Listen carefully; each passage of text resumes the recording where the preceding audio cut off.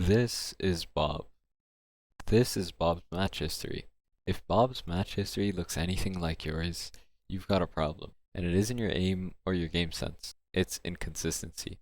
But before we tackle how to fix this inconsistency, it's really important that we understand what inconsistency is and what the different types of inconsistencies are. Contrary to popular belief, inconsistency isn't only because of your aim. It can be due to a variety of factors. One of these is of course your aim, but other than that there's physical factors, there's game sense factors, there's mental factors, etc. Today I'm going to cover every single one of these factors and I'm going to give you the key you need to tackle your specific kind of inconsistency.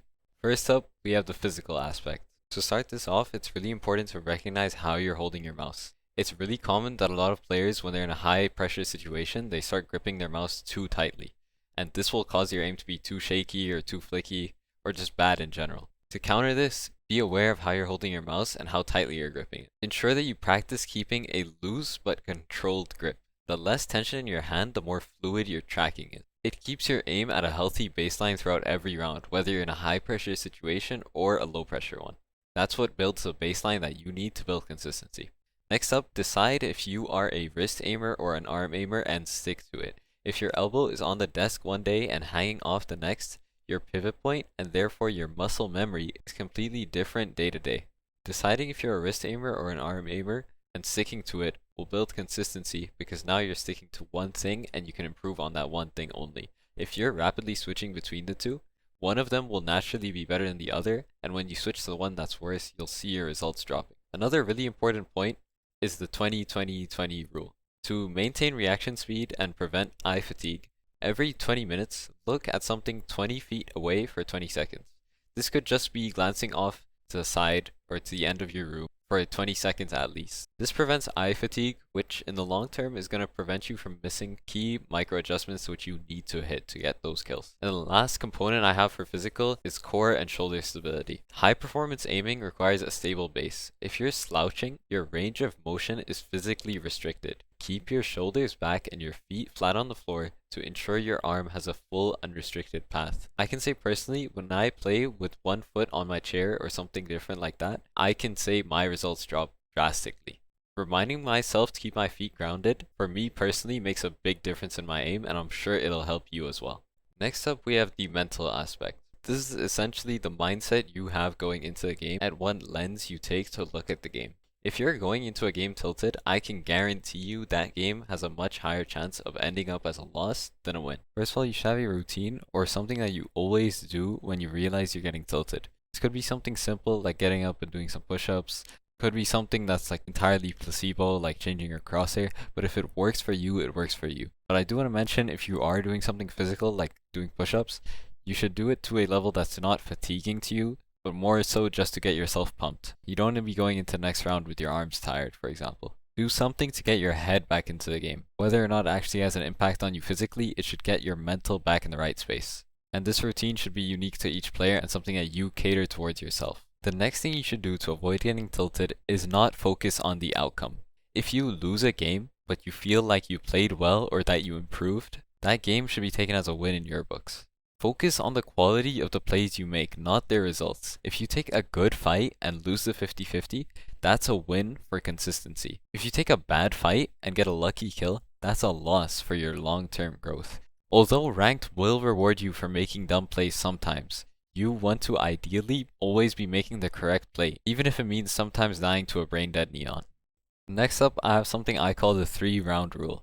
If you do a similar thing for 3 rounds straight and it doesn't work for all 3, or at least it doesn't work for you for all 3, stop doing it. Recognize that you're doing something that isn't working and be aware enough to change it. If you've tried rushing 3 times, tell your team to play slow. If you're on defense and you've just played A 3 times and you keep losing the site, go play B. You don't have to play A, tell someone to switch with you. This point here is so valuable that I would say even if you recognize a teammate doing bad on C, for example, 3 rounds straight, you should suggest to him for him to switch sides. Doing this will save you from going on bad losing streaks in rounds. And breaking momentum in rounds is one of the biggest, most overlooked things that most people don't recognize when they're playing ranked. If you can break the enemy team's momentum, 9 times out of 10 you can start a comeback and build momentum of your own. I can't count how many games I've won from a losing position just because my team kept the mental up and we were able to push through, break their momentum, and build our own momentum. Another thing to help your mental is having a consistent game plan for whatever agent you're playing. If you're playing Waylay, you shouldn't be entering 6 different ways on the same site. You should have 2 or 3 variations of how you want to enter on a specific site for a specific agent, and that's it. Constantly switching it up is the opposite of building consistency, which will lead you to be inconsistent, obviously.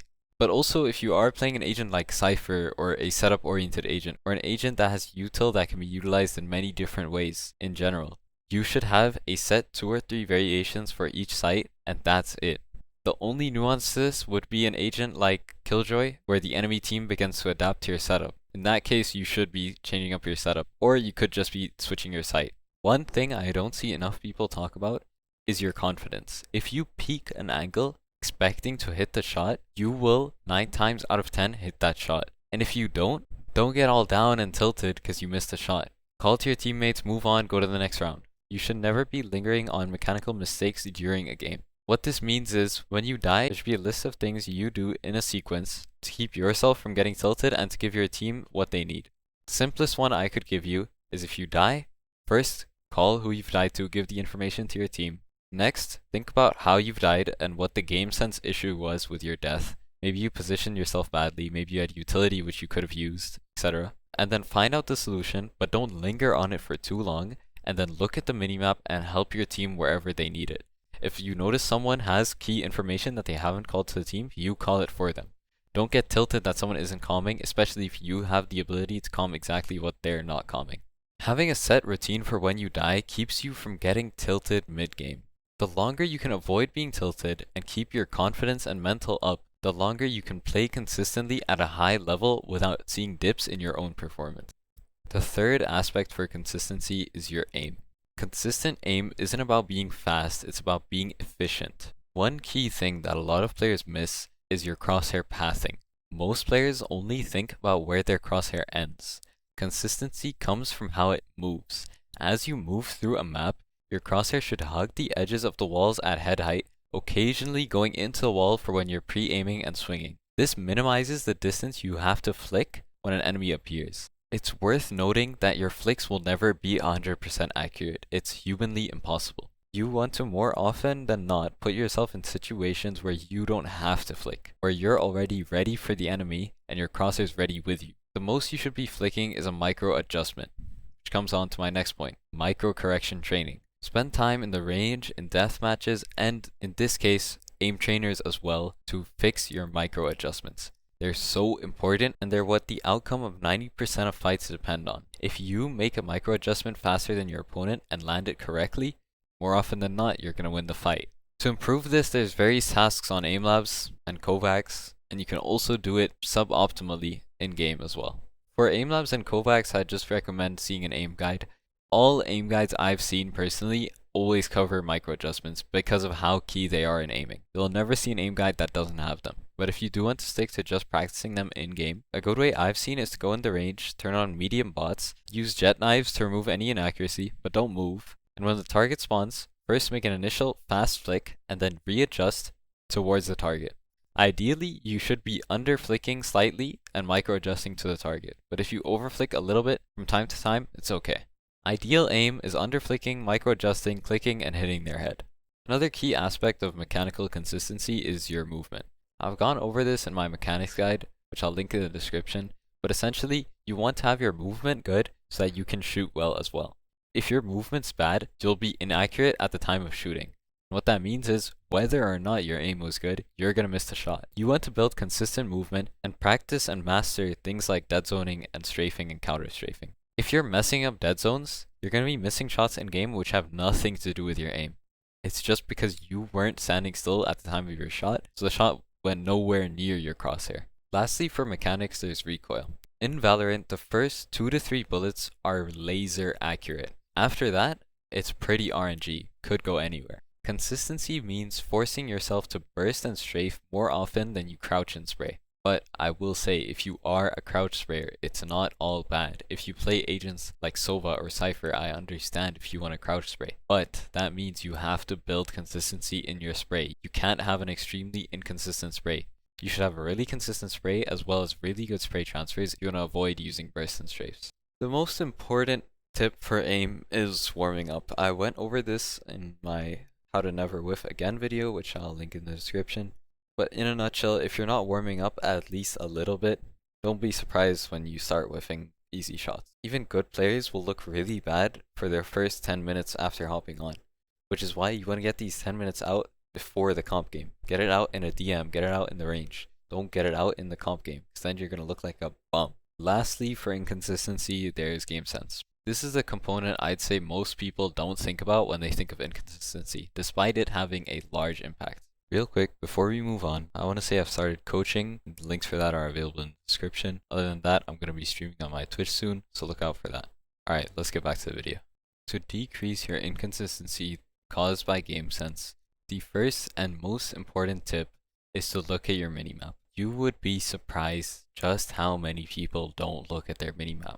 The general rule is, if you can't shoot or you're not aiming anything, which could be util or your gun, look at the minimap. That means if you don't have your knife out, look at the minimap.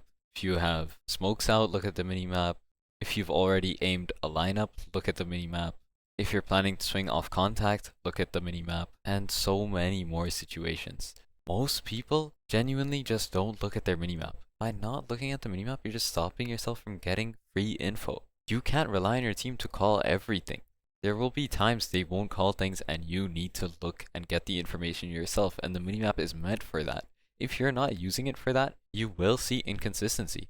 Sometimes your team will call things, sometimes they won't. And in the games they don't, you'll feel lost the entire time and you think it's right to blame it on your team. But you don't need to blame them. There's a map in the top left meant for your information. If you're not using it, even if your team is dead silent for 40 minutes straight, you still have a reason to blame yourself. Please guys, just look at the minimap. It's so free. Next up, we have information processing versus reaction. If you're expecting something or you know it's about to happen, it's much easier for you to react. Versus if you have no idea what's going to happen, it happens spontaneously and you have to react. How this applies to Valorant is, if you're playing against an agent that has pop flashes, expect the flash and you'll find yourself turning it much easier. But also, if an enemy is running up, use the footsteps to visualize where they are and be ready to shoot them. Don't wait for them to appear on your screen to react. You can react beforehand by using the footsteps to create a visual map in your mind where you know where they are and how fast they're coming towards you. And this gives you the ability to react to that visualization instead of reacting to the visual that will show on your screen when they peek you, which will obviously be much faster. Next up, if you're not an entry duelist, you should adopt the trade mentality. To understand that, you first have to understand consistency in winning rounds comes from never dying for free. If you have someone dying without getting traded or without getting any key space, you've practically made the game a 4v5 for no reason. Always be in a position to get a trade on your entry duelist, and if you are the entry duelist, be in a position to get traded. If you're going in miles ahead of your team, they can't scale with you, and it's important you understand that. I see a lot of specifically Waylay and Neon players making this mistake, where they scale way too far up ahead of their team and their team is in no position to help them. But even on agents like Jett and Raze and Yoru, you can make this mistake as well, and it's so important you're aware of where your team is when you're going in. You have to create a healthy balance between being too far ahead and too close to them, because your job is to create a gap. But if that gap is too big, there's going to be no one there from your team to close the gap. And on defense, if you are getting pushed on your site, understand that you should either get one and live or get two and die. A 1-for-1 is almost always good for the attackers and you don't want to give them that. A 1-for-1 on defense essentially gives them neutral numbers as well as key space which you are holding down. So if you look at the scales, the 1-for-1 looks equal, but you've actually given up space and information. So rather than being equal, the scales are actually tipped in favor of the attackers. Next up, we have utility value over volume. This is quality over quantity. You don't want to be spamming all your util to get a kill on one person. It's not worth it, especially on initiator. If you're throwing away more than half of your kit just to get one kill, it's not worth it. You can get that same kill on agents like Fade with one dog or one seize. You don't need to be using 2 dogs a seize and an eye just to get the one kill. Use a little bit, get the kill, save the next bit for the next person. This way you can secure multiple kills or more info rather than just using it all at once to get a 1-for-1. It's not worth it.